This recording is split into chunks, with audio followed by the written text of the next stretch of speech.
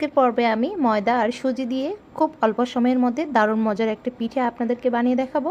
আশা করি আপনাদের কাছে অনেক ভালো লাগবে। প্রথমে আমি নিয়ে নিয়েছি হাফ কাপ পরিমাণ সুজি, আর সুজিটাকে আমি ব্লেন্ডারে আরও ভালো করে গুঁড়ো করে নিয়েছি। এখন ঠিক একই কাপ মেপে আমি নিয়ে নিব 2 কাপ পরিমাণ ময়দা। আপনারা অবশ্যই একটা যে কোনো বাটি বা কাপ আগে ঠিক করে নেবেন, সেটা অনুযায়ী সবগুলো উপকরণ সমানভাবে মেপে নেবেন। আর একই কাপ দিয়ে দিলাম 1 কাপ পরিমাণ চিনি। এখন এই সবগুলো উপকরণ খুব ভালোভাবে মিশিয়ে নিব। মিশিয়ে নেওয়া হয়ে গেছে। নিয়েছি কুসুম গরম পানি, আর ঠিক একই কাপ দিয়ে মেপে আমি 1 কাপ পানি নিয়েছি। পানিটা দিয়ে দিলাম। এখন খুব ভালোভাবে মিশিয়ে নিব। দেখতে পাচ্ছেন 1 কাপ পানিতে কিছুই হয়নি, সেজন্য আমি আবারও 1 কাপ পানি দিয়ে দিব। দিয়ে আবারও খুব ভালোভাবে মিশিয়ে নিব। এ পর্যায়ে দিয়ে দেব হাফ চা চামচ লবণ। সবগুলো উপকরণ খুব ভালোভাবে আমি মিশিয়ে নিয়েছি।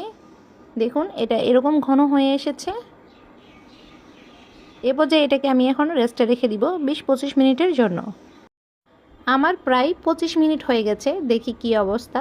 এটা আরও বেশি ঘন হয়ে এসেছে। এ পর্যায়ে আমি আবারও কিছুটা পানি অ্যাড করব। ঠিক একই কাপ মেপে আমি আবারও 1 কাপ পানি নিয়েছি, তবে পুরো পানিটা দিব না। আমি হাফ কাপের মতো পানি দিয়ে ভালোভাবে মিশ্রণটি আবারও মিশিয়ে নিব।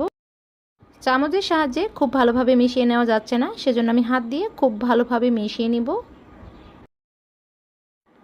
আমার মিশ্রণটি প্রায় রেডি হয়ে গেছে, আর আমার সব মিলে 2.5 কাপের মতো পানি লেগেছে। আমি আপনাদের ঘনত্বটা দেখিয়ে দিচ্ছি। দেখুন এটা এরকমই ঘন হবে, অর্থাৎ পড়ার সাথে সাথে মিশে যাবে না, কিছুটা দাগ রেখে যাবে।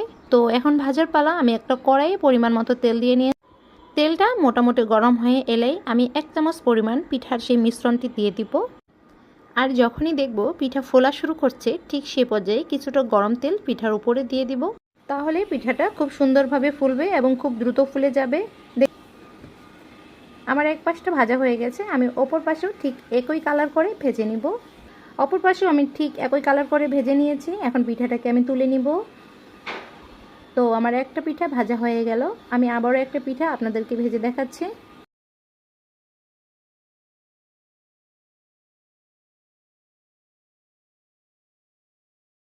তো দেখতে পাচ্ছেন আমার আরও একটা পিঠা প্রায় ভেজে নেওয়া হয়ে গেছে। এই পিঠাটাকেও আমি এখন তুলে নিব।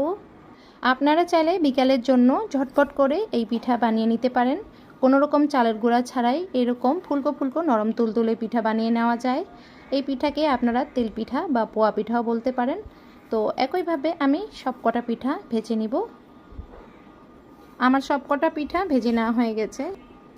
দেখলেন তো বানানোটা কত সহজ, আর উপকরণও খুবই সামান্য পরিমাণেই লাগছে। আপনারা চাইলে ঝটপট করে এইভাবে পিঠা বানিয়ে নিতে পারেন। তো এই ছিল আজকের রেসিপি। আশা করি আপনাদের কাছে অনেক ভালো লেগেছে। ভালো লাগলে অবশ্যই চ্যানেলটি সাবস্ক্রাইব করবেন, লাইক করবেন, বেশি বেশি শেয়ার করবেন।